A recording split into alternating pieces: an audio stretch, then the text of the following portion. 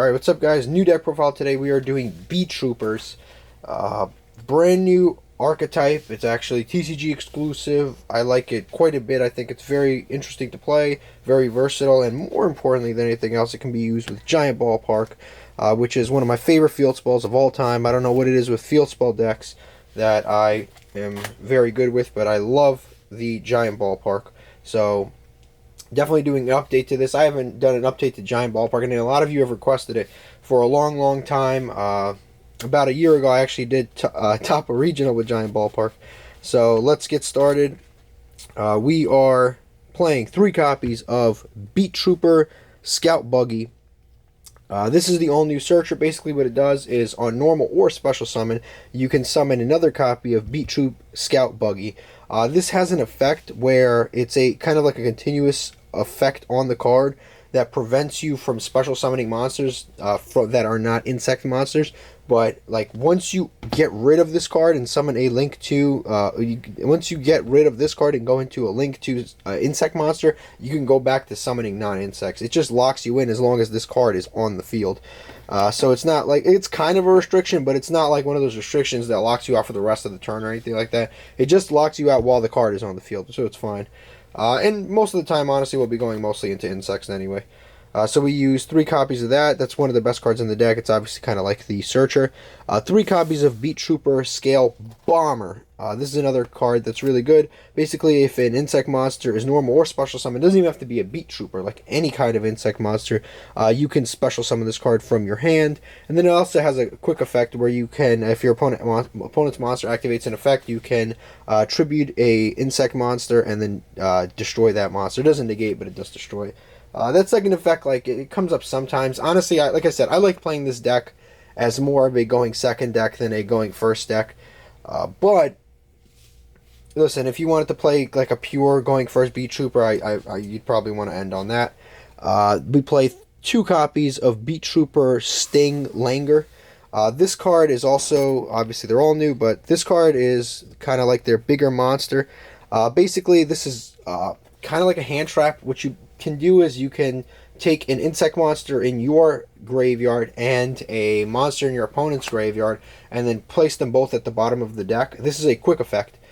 So you basically place an insect monster in your graveyard on the bottom of the deck and a monster in your opponent's graveyard on the bottom of their deck. It's great as an interruption because if your opponent like Foolish Burial something, you can actually instantly activate this and just put it back on the bottom of their deck. And then after you do that, this card special summons itself to the field. And then when it's normal or special summon, you can search a spell and trap card that is a Beetrooper spell and trap card. So you can either search at this point the field spell, or which the field spell is kind of like a monster reborn, or you can search the counter trap, which can negate monster effects. So either way, like the card is actually this card's actually one of the better cards because it's actually like virtually always not only an interruption but a +1, so it's actually one of the better cards in the archetype. You could definitely probably splash this into some other like insect archetypes, as I did here. But yeah, I played 2 copies of that because that card is actually searchable, and I'll show you how through a variety of ways. We played 3 copies of Shiny Black Sea Squatter. This card is basically a you just summoned off the Giant Ballpark. It's nothing more to talk about there. And then we have an Insect Knight. Again, you summon this off Giant Ballpark. You either go into this or this, whichever one you have.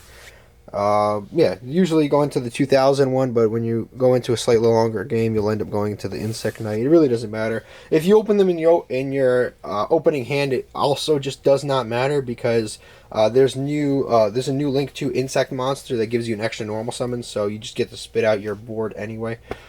Spit out your hand anyway, so it doesn't even matter. We play 3 copies of Gokipo. It's another fantastic card. Basically what this card does is if it's sent to the graveyard from anywhere, from your hand, from the deck, from the field, if this card is sent to the graveyard from anywhere, you get to add a insect monster that's level 4 or lower, and if it's a normal monster, you get to special summon it and then destroy a monster on the field with more attack than the monster that you summoned. So basically you're going to add something like an Insect Knight, and then you can special summon the Insect Knight and then pop a monster on the field, and that effect actually does not target, so it's non-targeting destruction, and it's a free monster. And like I said, this basically triggers from anywhere. It's a really good card. We play 3 copies of Resonance Insect. Neither effect is once per turn. Basically, if this card is sent from field to graveyard, you can search a level 8, level 5 or higher insect monster from your deck, and that's the reason I actually play 2 copies of this, the Beetrooper. But obviously, if you're playing it more pure, then you don't play it. But yeah, Resonance Insect basically searches any high level insect for free. You just link it away. It's not once per turn. You link it away. Usually, if you just normal summon that, you can link it away for an All Mirage. But if you kind of like go into larger link plays, you don't have to link it into an All Mirage. But yeah, we do that with Resonant Insect. And then if this Resonance Insect is banished, you can send an insect monster from your deck to the graveyard, which again, you can send a copy of Gokipole and then get additional stuff for that. And again, neither effect is once per turn. The only thing you can't do is you can't send a Resonance Insect with a Resonance Insect. But other than that, the card is not once per turn. Next we play the Worm Warrior. I don't know how to pronounce the Aztec Worm Warrior. This is another monster. Basically what it is you banish an insect from the graveyard and it's a free special summon. Dude, it's like a completely free... It's a free special summon, that's all it is. And then usually if you banish the Resonant Insect, it's a +1. No complaints there, it's a free summon. This is our boss monster, it's the BLS of bugs. It is the Doom Dozer. Basically what this does, it's 2800 attack. To summon it, you banish 2 insects. And half the time you're triggering Resonance Insect, you're refilling your graveyard, you get to pop more cards. His drawback is if he inflicts battle damage, you mill 2 cards from your opponent's deck, which is an issue sometimes because sometimes they mill something that actually ends up being good for them. Like if you're playing against Shaddolls and they mill something and they pop one of your monsters, well now you're in a sticky situation. Next we play 2 copies of Kamungus, the Sticky String Kaiju. I used to play 1, but I got tired of drawing him in my opening hand along with the Interrupted Kaiju Slumber, so I bumped that up. I am not going to deal with that anymore. 2 Kamungus and 3 copies of Galdara. They are all insects, 100% insects, which is great. Because if we're locked into something, it's no big deal because we have these guys. They're all insects anyway. Yeah. Awesome because you can summon Sticky String and then immediately summon the Galdara. Great leveling, everything's right. Then we play 1 copy of Cataclysmic Crusted. That last word is crazy. So yeah, we play 1 copy of this. This actually is used with the bugs that you summon off of the giant ballpark because they're all earth. So you can crash and then you can special summon this from your hand and then you can send an additional monster from your deck to the graveyard. You can send any monster from your deck to the graveyard, and you can send a Gokipole, and you can summon an additional monster and pop a monster. So it basically helps you go off even more with Giant Ballpark. And this card is actually searchable through Asuna, because you can make Asuna crash into your opponent's monster, search this, crash another bug, and then basically use Gokipole, and then summon it, and then pop, and then attack for game.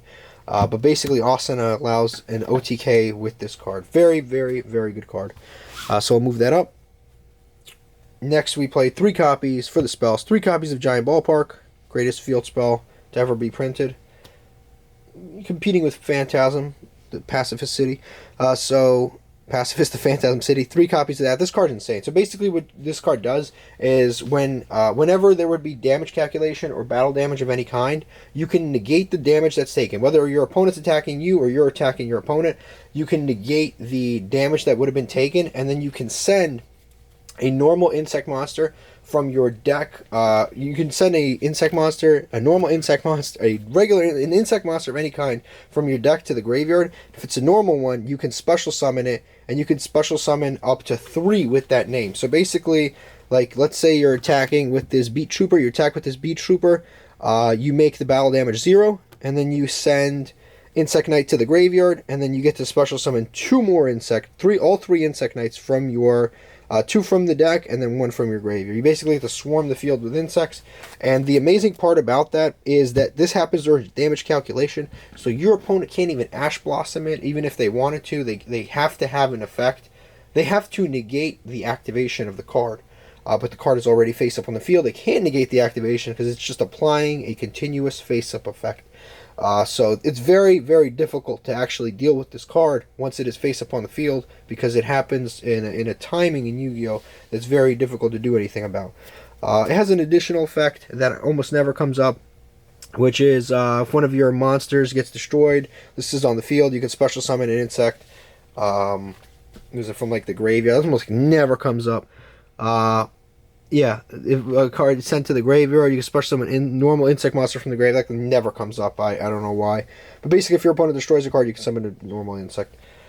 And that's about it. That's Giant Ballpark. As simple as it sounds, it actually throws out 3 2,000 attack monsters at any given time. So as long as you can basically put 4,000 of damage onto the board, attack over one of your opponent's monsters, attack basically directly, and then the other negate your own attack, and then do the 8,000 just right there. It basically throws out 6,000 damage and 3 monsters. It's a +3, and on top of being a +3, you really don't get locked into anything. Like, it doesn't restrict you. It gives you 3 free monsters and 6,000 damage, and doesn't restrict you into a single thing. The only thing is you're in the battle phase when you do it, and they're normal monsters.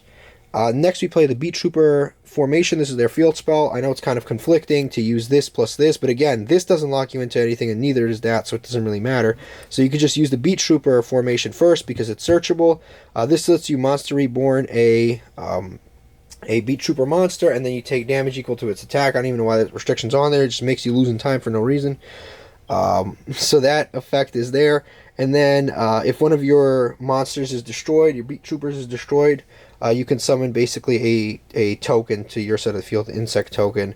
So basically it replaces one of your destroyed monsters. Both of these field spells have an effect where if your cards are destroyed, you basically replace it with another thing, which is pretty cool. Literally, they have like the same like insurance policy on them. But they're both pretty good field spells. Again, you're going to use this, and then you're going to use the Giant Ballpark. Then we play 1 copy Terraforming. We want to see Giant Ballpark. Set Rotation. We want to see Giant Ballpark.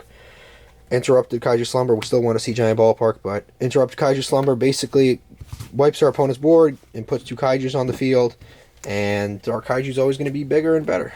So that's that. And even though we're going for a going second deck here, sometimes you actually don't finish off your opponent, believe it or not, when you're going second. Sometimes you leave them within a shred of damage. Like, it's happened to me so many times where I've left them with like 600, 400 life points, 1,500 life points.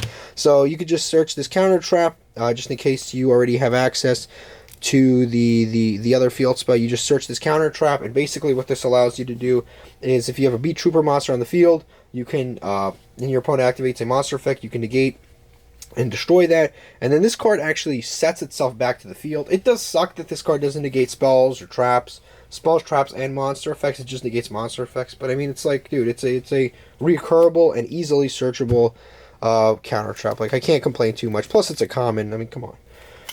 Not too many complaints from me. So that is the main deck. Now let's go to the extra deck. We play a somewhat new card. This is the number 3 Cicada King. It's new in the TCG, newish, but not probably in the OCG. It's been out for like 30 years.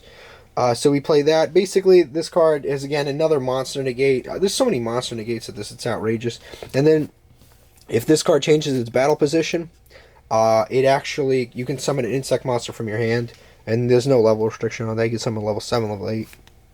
So basically, this card can negate a monster, detach, negate a monster effect, and then increase a monster's defense by 500, or change its battle position. But you can just change. So the second effect basically triggers the first effect. You're going to negate a monster effect, and you're going to change it to attack, and you're summon a monster from your hand. We played number 70, Malevolent Sin. It's another insect, so if we get locked in, we can still do stuff. Basically, this card banishes.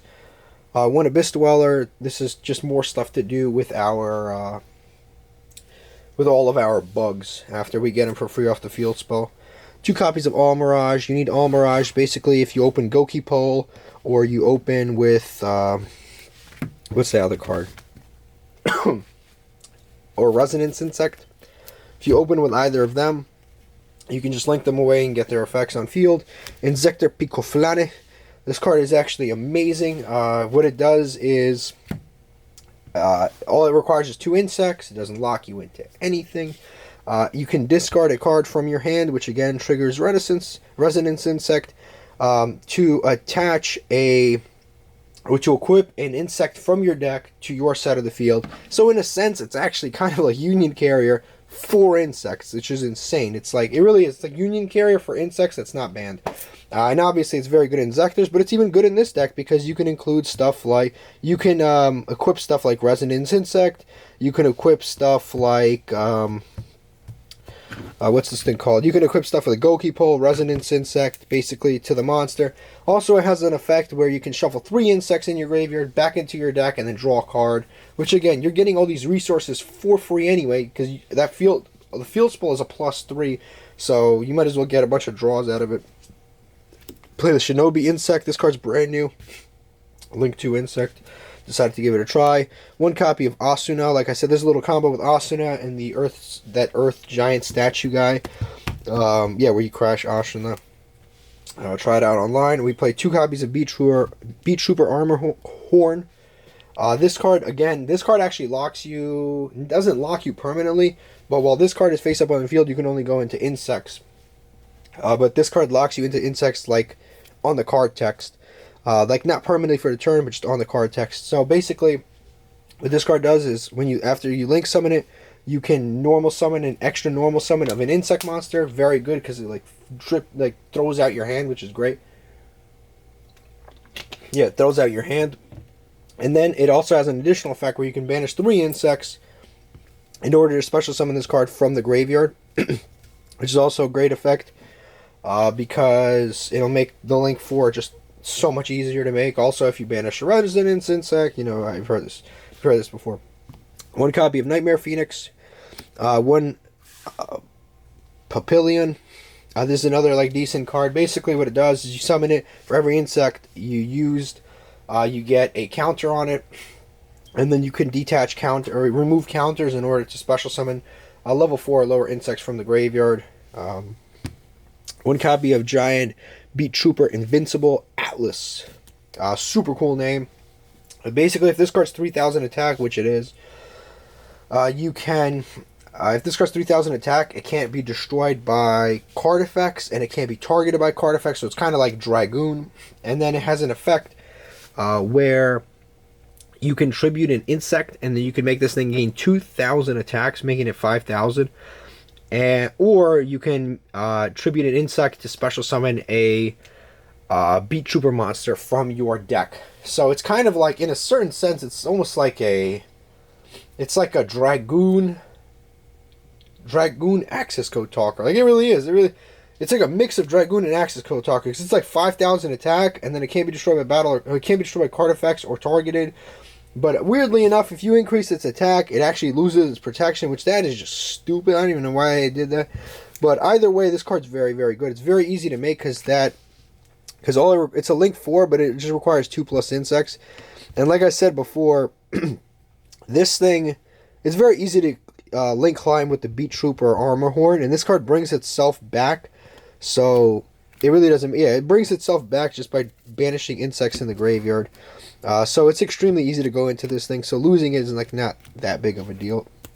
We play 1 copy of Access Code Talker because it's the best Link in the game. And we have all different like types and with different attributes. We have a lot going on here. And 1 copy of Divine Arsenal AA Zeus to make the absolutely world's smallest Zeus, because you can make any one of these guys and then attack, throw a Zeus over it just in case you didn't manage to OTK, and you know, you do your thing. Usually with Cicada King. But that is basically it. That is everything that we've covered today. I'm very excited about this deck. I'm going to continuously play it online and try it as much as possible, take it to locals. But that is just about it. Thank you for watching, and have a fantastic day.